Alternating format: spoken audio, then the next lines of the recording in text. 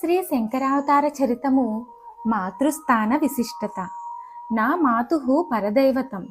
మంత్రాలలోని కెల్ల గాయత్రీ మంత్ర శ్రేష్టం. దైవాలలోకెల్లా మాత శ్రేష్ఠ దైవం. ఎందువలన? బీజోత్పత్తి నాటి నుండి తన గర్భంలో పదిలంగా కాపాడుతూ, తన జీవసత్వాలు బిడ్డకు సమర్పించుతూ, తన్మూలాన బలహీనురాలైనా భరిస్తూ, నవమాసాలు నవరాత్రులు నవగడియలు మోసి దుర్భర వేదన అనుభవించి కన్నబిడ్డను కంటిరెప్పవలే కాపాడుతూ ఉంటుంది. బిడ్డను చంక నుండి దింపదు. దించితే ఏడుస్తాడని చంకనే ఎత్తుకుని పనులు చేసుకుంటుంది అహరహము.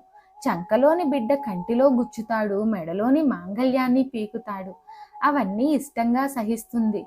బిడ్డ మలమూత్రాదులను ఓపికతో బాగు చేస్తుంది. ప్రేమకు, సహనానికి, వాత్సల్యానికి, కారుణ్యానికి మారు పేరే అమ్మ. బిడ్డ పెరిగి చెడ్డవాడైనా తల్లి ప్రేమ పోగొట్టుకోదు. ఇట్లి పాట్లు పడి పెంచిన తల్లి రుణం ఎన్ని జన్మలెత్తినా తీరనిది అంటారు.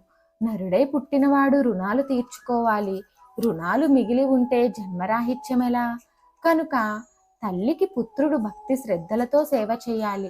తల్లి ఏర్పరిచిన ప్రేమ పాసాన్ని తల్లియే తొలగించాలి.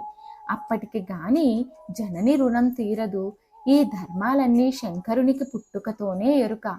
తల్లికి అపార సేవ చేసేవాడు. మరిన్ని ఆధ్యాత్మిక విషయాల కోసం మా ఛానల్ను సబ్స్క్రైబ్ చేయండి.